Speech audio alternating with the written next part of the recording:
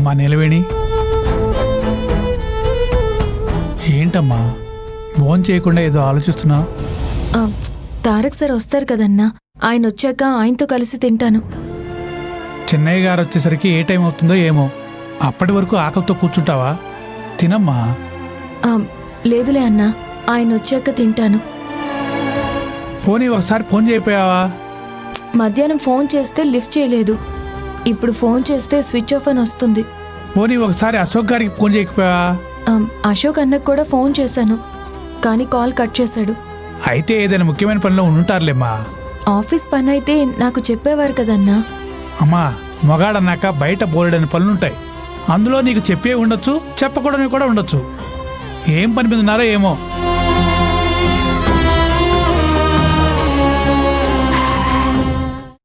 అమ్మా, అదిగో చెన్నై గారు వచ్చేసినట్టున్నారు.